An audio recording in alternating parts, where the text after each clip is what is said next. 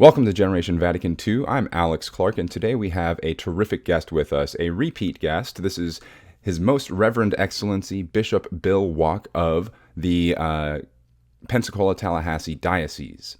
Bishop Bill Wack was ordained a priest in the Congregation of Holy Cross in 1994, having completed formation at Moreau Seminary in Notre Dame, Indiana.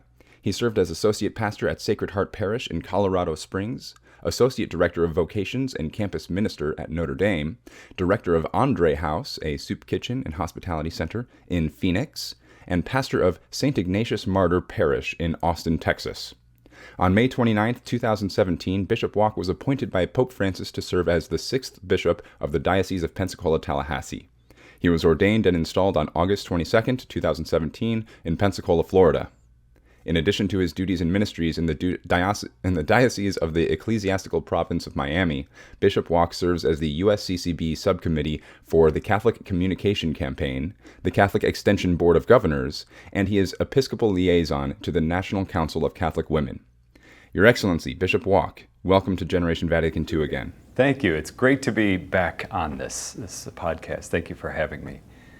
Wonderful. Thank you for coming. It is terrific to have you on board. You are such a wonderful guest, and we enjoyed talking with you last time. So I think the hanging question from your last interview, though, how is your progress championing the canonization, of the Martyrs of La Florida? I currently understand that they are now servants of God. Yes, thank you. Thank you for asking. It's really neat. Not many people outside of this area know about them, and that's the point. We want to make them known so that their devotion to them can grow and prove that, we believe they should be canonized saints. It's about 45 very holy men and women who gave their life for the faith from the 6th to the 18th century, right here in what is now our diocese. Some Native Americans, some missionaries, Dominicans and Franciscans, just regular people who live the faith courageously.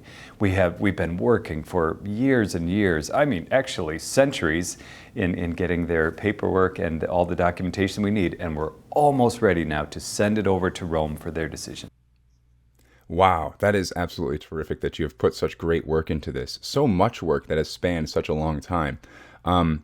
If you would dare say, what timeline are you looking at? When are you hoping to send this package over to Rome? Well, you know how we don't move very quickly in the church. We move with glacial speed. I love that. And really, it was centuries ago that the King and Queen of Spain said, why aren't these people canonized yet? They are martyrs of the faith. So that was 2 centuries ago. So I don't want to put a timeline on it. But as far as we go, as far as our paperwork and everything is concerned, we hope to send it over right before or after this Christmas. And who knows, we turn it over to Rome to see what happens. They'll make a decision and see if we can have them beatified and then later canonized. Oh, that is so cool. Oh, I'm so excited for you, and I can't wait to see the progress. And best of luck, I guess. Is that the proper way to hope for the best case in that situation? Anyway, so hey, I also would like to take a moment and talk about, you recently came out with your first ever pastoral letter, this month, earlier in November 2021, you came out with Sharing the Gift. And so I read through this. It is a really terrifically written pastoral letter. You start off by starting with, of course, sacred scripture, the biblical basis for evangelization, and then you proceed through almost a history lesson on how the church was first formed, what the church looked like in its earliest formative years, and then from there you could proceed down to Christendom, and then modern times where you sort of put it rather dangerously as the death of Christendom and how we can renew Christendom today and then proceed forward from there. Could you talk a bit about your pastoral letter? Absolutely. I started off just writing kind of a little teaching document to the diocese. I do that every once in a while, or I send out a video, just teaching about how we have to evangelize. We need to get out there and share our faith. But as I thought about it, I thought, I want to get into the history a little bit. I want to bring in the Bible and the Catechism and the teaching of the Magisterium. And it was kind of growing and growing. And as well, I have some leadership, a leadership team around me, and they said, we think this should be bigger than just a weekly, letter or video that you send out. And the priests as well asked me to take my time with this, and so it really grew into a pastoral letter, which is, the Pope would write an encyclical or an exhortation to the world or to certain populations, bishops or catechists or something. But a pastoral letter comes from the heart of the bishop to the diocese, as in my role as the primary teacher of the faith here in the diocese. And so the topic is simply evangelization. And I want to remind people the truth of the statement that came from Pope St. Paul VI, who said, "The church exists to evangelize." This is not rocket science. I mean, this is as old as Matthew 28, when Jesus said, "Go, teach all nations." But it seems that we may have forgotten that. We think, no, wait, we exist to build buildings and to grow our parishes and our schools, and well, that's good, and we do. But at our heart, we exist to evangelize, to share the good news. And so that's really what the letter is all about. Wonderful. In it, you talk about a renewal of evangelization, and you reference specifically Gaudium et Spes and Lumen Gentium. Now, on Generation Vatican II, we have just finished going through Lumen Gentium. I hope to tackle Gaudium et Spes at some later date. Could you touch on those two documents and how they apply in your letter? Yes, as you know, and I love that you are breaking open those letters. They're so good, so rich. That was really, to put it in modern parlance, kind of a gut check time for the church, really, where we wanted to look at two things mainly. Who are we as God's people, as a church? And how are we to minister in the world? Not as in opposition to the world, but in the world, of course. And so Lumen Gentium really had us focus on who we are, as a church, and Gaudium et Spes, then how are we to engage the world and be engaged by the world in the sharing of the gospel? So of course this lends itself very well, both of them, to evangelization. Who are we as a church? Well, we are the people of God sent out into the world to proclaim the good news. And how do we do that? Well, we have to do that in many ways, and today many ways that Vatican II didn't even, or maybe they conceived, but they didn't quite yet understand or have. Social media, so many blogs, podcasts, things like that. There's so many ways we can engage people and share the good news today. But nonetheless, we are called, no matter what, to share in the good news, to evangelize our faith. Exactly. Now, you know me, I'm a practical kind of guy. I don't hold any sort of degree or accolade in theology or, divinity or anything like that. On, page 12 of your document, you do go into practical advice for evangelization today, and I really enjoyed this. You talk specifically about how you need to learn, be catechized, read the Catechism of the Catholic Church, great starting point, and to pray. Asking the Holy Spirit to enlighten your mind, to bring you a deeper sense of love for neighbor, for self, for God himself. And then you sort of end with this practical advice quote from our Pope, Pope Francis, where he also says, focus your life as a missionary. You are to evangelize. Could you speak about that? I really wanted this to be accessible, not just a theological document. And so that's why it is pretty simple. I'm a simple person. I don't really use a lot of big words. And I wanted it to be short and practical. And so, yes, I really start off by saying, if we're going to evangelize, we have to know the faith. Now, please understand me, because this is a stumbling block to people. I'm not saying we have to be an expert. So many people say, I can't evangelize because I don't know the Bible that well. I'm not a good speaker. I get nervous in front of people. I'm not talking about, preaching to hundreds of people. But I wanted to make it accessible to say, look, you do have it within you. You are baptized and confirmed. You are authorized. You are empowered to do this. And how does it happen? Well, it happens first by growing in the faith, and as you just said, by asking the Holy Spirit, Holy Spirit, teach me to know what to do and give me the strength to do it. And then it could be just as simple as praying publicly. Not like the Pharisees on the corner or anything like that, but I tell families, when you're at a restaurant or you're in public, stop, sign yourselves with the sign of the cross. That's a very Catholic symbol, of course, and action, sacramental, and pray. That's one little thing. Or, a lot of us like to wear crosses or crucifixes. If someone asks you, tell me about that, you have an opening now. You have 30 seconds to just share your faith. Not you need to go to church, but yes, this is a cross. It's our salvation. I love it, and I love my faith. I'm happy to talk about it with you if you'd like, but and I go to this church or whatever, just something like that. But in little practical ways, we can and should share our faith with other people. Yeah. Scripture tells us, St. Paul, always be prepared to share the joy in your life. And I think, wearing something simple that has first and foremost deep meaning to you and helps you remember your baptismal graces, that is a great way to just be like, oh, hey, I see you wear a scapular, Alex.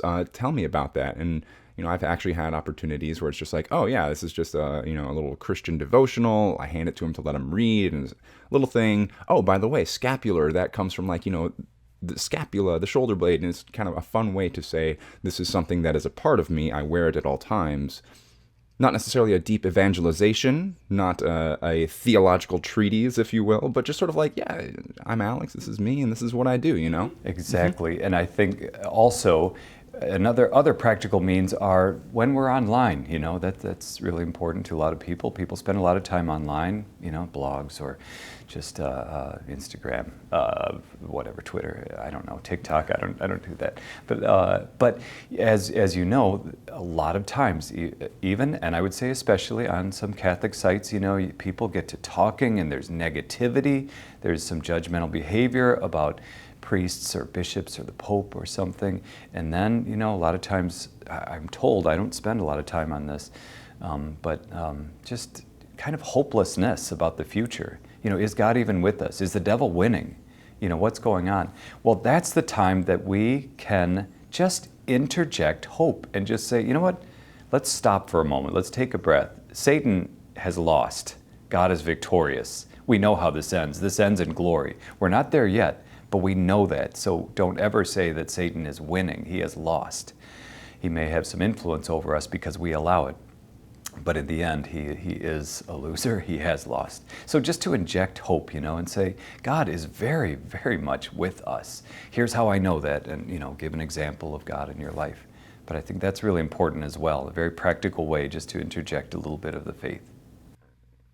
Yeah, and that's a great pivot point to our topic today. I had asked you first to come on to talk about Advent. I feel like many people agree that, hey, Advent is kind of put by the wayside. We already skipped to Merry Christmas, Happy Holidays, all that good stuff. Heck, even maybe Thanksgiving is sort of overrun by the fervor of Christmas. So first off, what is Advent? Advent is, in short, a time of preparation for the coming of Jesus. Advent means coming. So it's I'm deliberately being kind of ambiguous, the coming of Jesus. So we celebrate really three things: his first coming, his nativity, his birth, his coming at the end of time, and his coming now into our hearts, our acceptance of his presence now. So Advent really, we should do that all the time. We should always, have those in mind, have Christ's coming in mind. But especially during this time, it's a time to really focus on those, the first coming and the second coming, and recognizing his presence coming into our hearts even now. The coming of Christ, our hope, our joy, which we are then supposed to evangelize the world with. Yeah. So there's kind of a weird, goofy thing out there that Christ wasn't actually born in December. This is just a co-opting of, various what's the word? Other religions and pagan rituals out there. Do we know when Christ was actually born? Was it Christmas? We don't actually know, but it looks like, just when we're saying we don't know, we just picked a date, then we look, and we see in some of the ancient times that actually they started to celebrate it around this time of the year. I remember being surprised about that because I said, yeah, we don't know. And you know what, we're mostly Europeans, so we picked the middle of winter because of the darkness and everything. And But again, the more we look back in history, we see, well, this wasn't just a random date. People who lived in that time said it was right around this time that Jesus was born, whatever, 50 years ago or something like that. And they started to celebrate that. But even more, that you just brought up something that does bother people. And some who are anti-Christian will kind of put that in our face, like, Christmas was a pagan holiday, a festival of light. And Easter was a celebration of the spring, and kind of a bacchanalian thing and everything. And to that I say, yeah, you're right. And we Christianize those things, Same thing with the Sabbath. The Sabbath is clearly Saturday, the sixth day of the week. But ever since when Jesus rose on the first day of the week, Christians changed that to now Sunday. Sunday is our Sabbath. So, we shouldn't be afraid of that or say, oh my gosh, you're right, that was a pagan day. No, we Christianized it. One other last thing, and this is important, I love this, that we celebrate Christmas right after, in the northern hemisphere anyway, the winter solstice. So now the days are getting longer after that, around the 21st, 22nd. And then Jesus is born in the darkness, at night, and then it starts, the light of the world has come. It's interesting, John the Baptist's feast day is right after the summer solstice when the days are getting shorter. I love that. He said, I must decrease and he must increase. Isn't this stuff great? I love being Catholic. Yeah, that's really fantastic. When we were deciding feast days and when to put things, it's really terrific. When I first learned about that, actually, I was living in Pensacola. I remember hearing that. And I was like, oh, that's really terrific. That's a great way to put it. Cool. So, hey, early Christians, like very early Christians, started celebrating Christmas in December. They celebrated the birth of Christ in December because, well, we can probably assume that there was some form of historical basis from the people who actually knew Christ, because they may have still been alive or told their immediate replacements that this is when it was. Okay, cool. How did early Christians celebrate Advent? It seems that I was doing a little research before I came here that it was later, like maybe the 5th century, that we have clear evidence that monks, especially, the monks were kind of starting just around then. They celebrated the month of December, or these 4 weeks before Christmas, as a way to prepare for Christmas. And it was very penitential. They did a lot of prayer and fasting. It was very kind of solemn, like Lent, what we would know as Lent today, another Lent. But again, it wasn't the first and the primary feast of our liturgical year is Easter. And so that was celebrated from immediately, right? Right after the resurrection, certainly the next year and from then on. As a kid, I used to think, because I remember my parents saying, well, Billy, Easter is the most important. And I'm like, you are crazy. It's Christmas. Every kid knows that it's Christmas. That's the most wonderful day of the year and everything. But really, so the focus was on Easter and on our salvation won for us in his death and resurrection. And then only later were they kind of more interested in Jesus' life, his birth, his growing up years, his life on earth. But anyway, I hope I answered your question. But I would say the early Christians, we have evidence from the 4th, 5th century. It was marked. It was a little different. It was a penitential season. Mm-hmm. So I wanted to touch on that, the idea of Advent as like a mini Lent. So it makes sense that, hey, in Christianity, Easter is the major holiday, and it's preceded by this season of self-denial as preparation for the big celebration and joy of the event of Easter and Easter Sunday, the event of Christianity, the point of Christianity. And then, hey, well, if Christ's sacrifice and resurrection was the point, like that had to happen because of his coming, his incarnation, his birth, the nativity, Christmas. So that should also be preceded by a small Lent, an Advent Lent, if you will. I've heard that in Eastern Christianity, there is like the idea of Advent as a type of Lent, a form of self-denial as preparation, is actually much more prominent.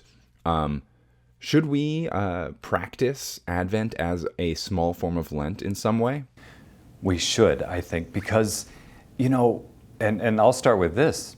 Easter and Christmas, these are great feasts. They're called feast days, and we should feast. We should really celebrate on those days. So that's what I want to start with. I think people think, Catholics, they love to talk about fasting and sacrifice and all that. No, let's start with the feasts. So looking at the great feast of Christmas and Easter, if we're going to feast on those days, then where's the contrast? We should kind of build up to that. We should sacrifice. We should, fast before the feast. So that can be a joyful, special time in life. And so, but whereas Lent, this is interesting. This is also something that's really important.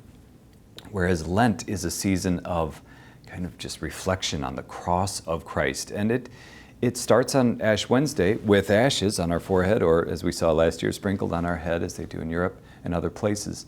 And it goes down, down, down, down, down to the depths of the cross, and really all the way to Good Friday, and the tomb. And then all of a sudden, Easter Vigil, just the light bursts in the darkness, right? But in Advent is kind of different. We start in, think about the Advent wreath with 1 candle, then 2, then 3, then 4, and we celebrate the light has come. So it's not just like, let's think of it as another Lent, where we focus really on giving things up and all that. But what are we doing? We're fasting so that we're gradually getting ready for this great feast. The light of the world has come and scattered the darkness. Mm-hmm. How do you think we should prepare for Christmas, more generally?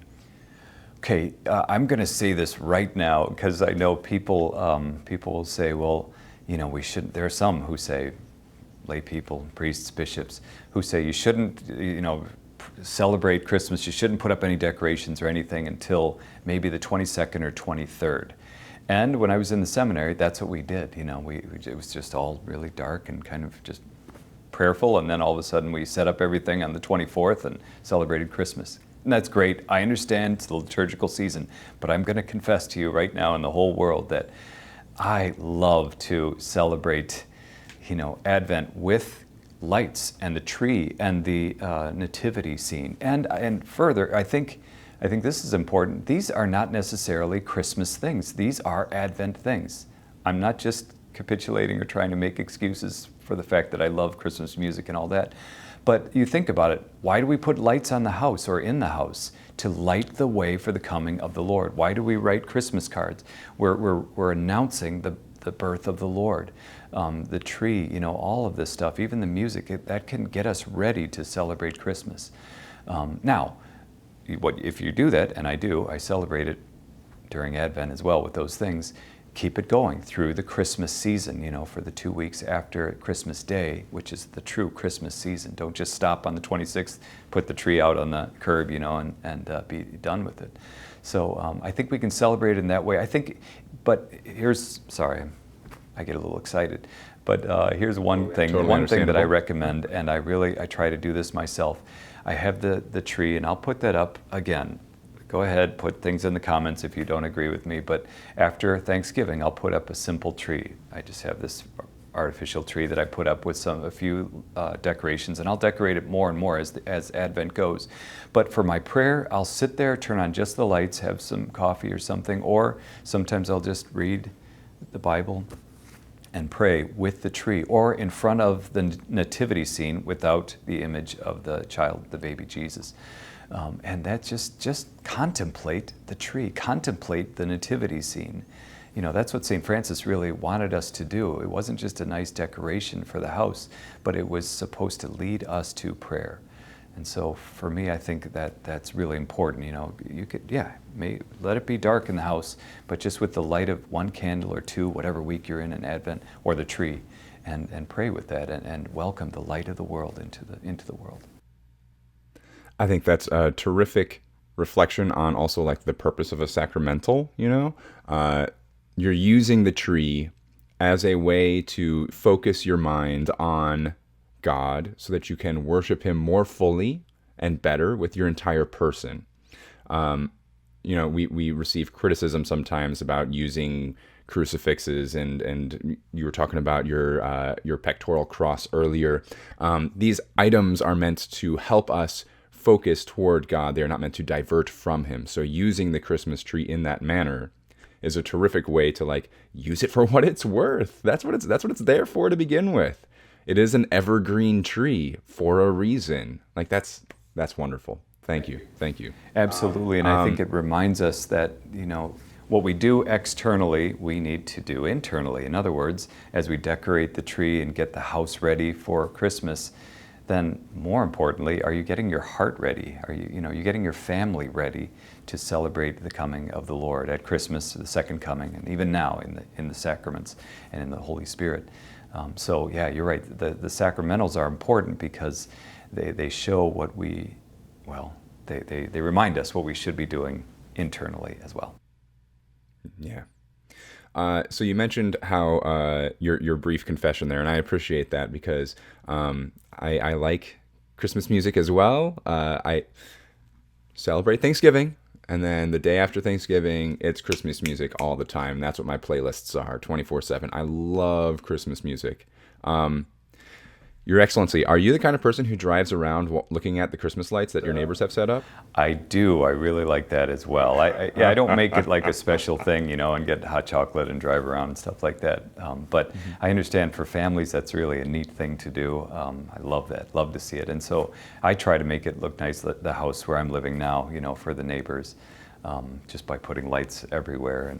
And also, I'm just confessing everything. I realize, I've been here now, this will be my 5th Christmas here. I need to put out a nativity scene or just, an image or something like that, religious-wise, because now it's just lights all over. But it should also, we need to remind people, we have the magnet, the Knights of Columbus give out or sell these magnets every year in churches all over the country and world. Keep Christ in Christmas, and it's a reminder to do that, that really, it's all about Jesus. It's not just this secular feast day, or holiday. It can be that too, but at its heart, it's the birth of Jesus. So I need to do that outside the house as well. So my own thoughts about this secularization of the holiday. While, yes, that is troublesome, and we should keep Christ in Christmas, absolutely, I feel like for the non-Christians in the world, it is totally okay. It is almost a good to listen to Christmas music November 29th throughout Advent, because that is, in my mind, a secular way to prepare for the holiday of Christmas, which I don't think you can completely divorce from the religious roots of this holy day. So, in the smallest way possible, listening to Christmas music, setting up Christmas lights, drinking hot cocoa, and thinking of Santa Claus is an encounter with Christ. It is a way, again, in the smallest way possible, to evangelize the world. I agree, and thank you, Alex. But I think it's more than just the smallest way possible. I mean, many of the Christmas carols, at least, and the hymns, I would say, are just, blatantly, evangelistic. They preach the gospel. Silent Night, Round Young Virgin, Mother and Child, Think about the Charlie Brown Christmas, where Linus still on national TV many times a day, cable, gets to quote, I believe it's the Gospel of Luke, and just, it's a very poignant moment in that cartoon. And I know maybe there's some who, object to it and will want to pull that from TV, but every year, there it is. He's preaching the gospel. And same thing with many of those songs. Now, not so much I shouldn't call out Mariah Carey, those songs and everything. And what's the other one anyway? Wham, that thing. Last Christmas, I gave you my heart. Yeah, okay, that's not really a religious song. But anyway, but a lot of them are. And it's amazing that they're just on the radio waves or on TV, blatantly, openly preaching the gospel, the good news. And yeah, that is absolutely terrific there. What do you recommend? What have you recommended specifically to your flock this year? Or what do you intend to bring up to your flock and present to the Diocese of Pensacola-Tallahassee? Concerning Advent especially, I like to remind people that just as we're focusing now on the second coming of Christ in the last few weeks of the liturgical year, including this week and last Sunday. So Advent begins in the same way. The first Sunday of Advent is dealing with the second coming. And then we transition to Isaiah and the prophecies of the coming of the Messiah, and John the Baptist and Mary and Joseph. And so I invite people, and I will again, especially this year, to really get into the season. Don't, having just said that I love Christmas music and all that, don't jump right to Christmas, but start by really focusing on the second coming of Christ, our own death, the last things, the final judgment. I know, not a great, joyful Christmas type of thing, but if we know how this ends, then this is good for us. We need to do that. And then, read the readings of the day. If you can't go to Mass, then you can find those online, easily, or the usccb.org website. You see the daily readings. And that in itself is kind of like a little retreat. Just the first reading, the Psalm and the Gospel, it kind of anticipates and gets you ready for the birth of the Lord. So really, I just say enter fully into the sacramental life of the Church, and that will be a great leap forward, a great step in preparing for Christmas. Yeah, thank you. Thank you for that. Focusing again, the end goal, his second coming, and then that starts now with Mary, Joseph, the Nativity, and then we progress through Jesus' life. Thank you. Absolutely. What do you do personally through Advent to prepare for Christmas? Well, it's great. As a priest and now as a bishop, I get to help out at a lot of places, a lot of churches. As a priest, I did that, of course, in one parish, but now as a bishop, well, I do that all the time. I drive all over the Panhandle, and I love that. And one of the things that I do, especially in Advent and Lent, is I get to help out with reconciliation services. Again, we think of that more in terms of Lent. It's a time of personal penance and preparing for the celebration of the Paschal Triduum. But that is also very appropriate anytime, but especially during Advent as well. And so many churches have communal penance services, and where they bring in a bunch of priests and have some prayer before that and an individual confession. And I love that. I get to sign up and go wherever I can. It's funny when people come to me, if it's face-to-face or even behind a screen, and they know that I'm there, the bishop is there, they say, "Forgive me, Father, Bishop? Wow," or something like that. And I'm like, "Yep, I'm still a priest. Go ahead, keep going." But I love doing that. I don't get to do that very often, but especially during Advent and Lent, I get to do that. So it's a great way for me to celebrate the seasons. That wasn't the answer I was expecting. Your preparation for Christmas, your Advent, is to go exercise your office in the episcopacy, to exercise your priestly role. And really, I should have expected that. I apologize. But that was really terrific. Thank you. Well, yes, and I realized that I know you were asking about personally as well. That is a big part of my personal spirituality. It really is. But also, for me, every day I begin the day just as I did this morning in my little chapel in front of the Blessed Sacrament, just spending 45 minutes or an hour, praying the Liturgy of the Hours and just reflecting on the beauty of the day or the nature of the season. And so that's going to be a really important thing. Although, like I said, during Advent, I'll do that less in the chapel and more in front of the nativity scene, which is under the tree, in the dark there and in the morning. I just love that. So that's a great way for me personally to prepare for Advent or Christmas. Side note, so the Liturgy of the Hours, the Divine Office, this, which one is it? Sacrosanctum Concilium, the one about the liturgy from the Second Vatican Council, refers to that as like where the God's people on earth join Jesus singing the song of heaven to God the Father. And that was just like such a absolutely mind-blowing thing to read. Like this, outside of like the holy sacrifice of the Mass, like this is one of the ways the Church has said for people to go and worship God as best we can. I try to pray the Liturgy of the Hours whenever I can. My wife actually was the one who got me into it. Clergy take an oath to do it, a vow to do it. And I heartily encourage everyone to, it's easy to find online, whatever, start it, read about it, and just pray the Liturgy of the Hours, because what a way to really increase your spiritual life there by engaging the prayer of the Church.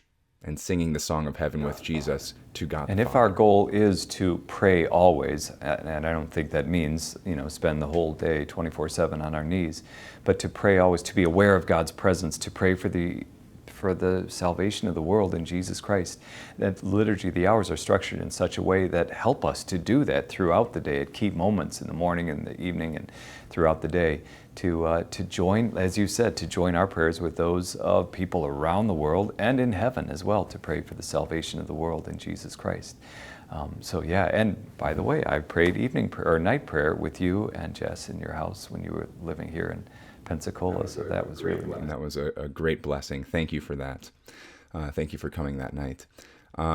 Hey, that was all I had about Advent. Your Excellency, do you have anything you'd like to add? Just what I said about the practical advice for people online is to interject hope and joy.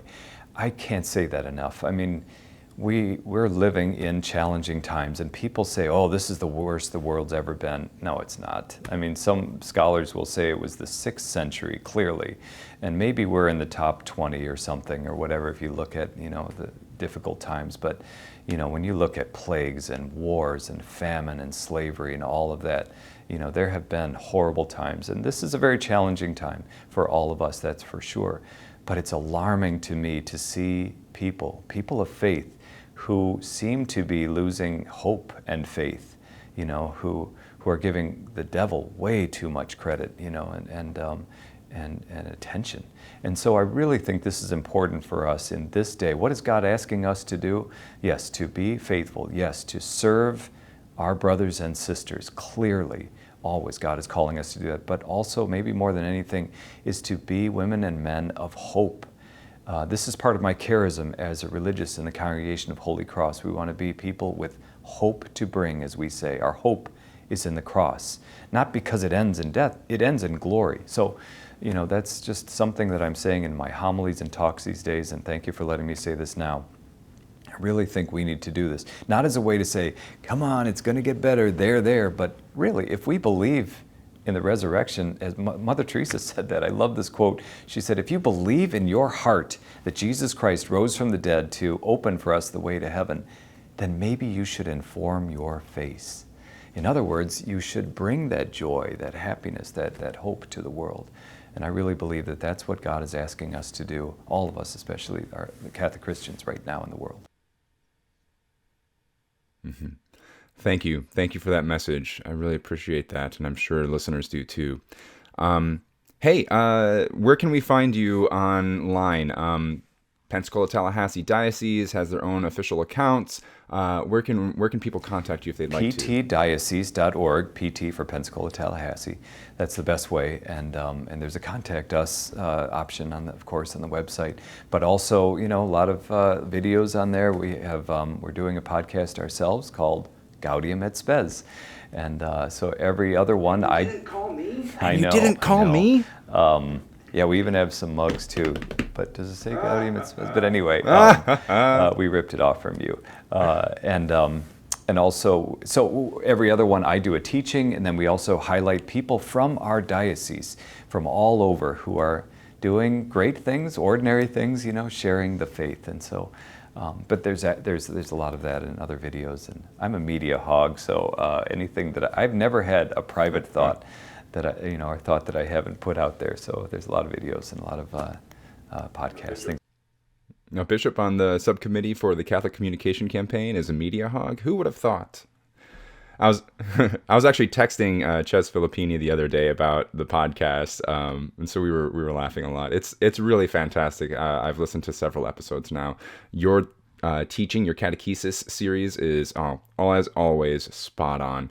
And again, I thank you very heartily for that. It's great to see our episcopacy out there and putting the word out so fervently, so prominently, and taking charge of the technological advances of the 21st century. So really terrific.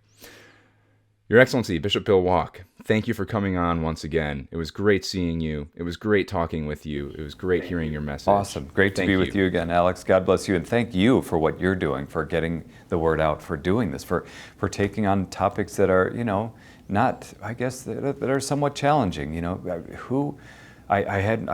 tell people all the time that you're tackling the documents of Vatican II, and people say, "Wow, in a podcast?"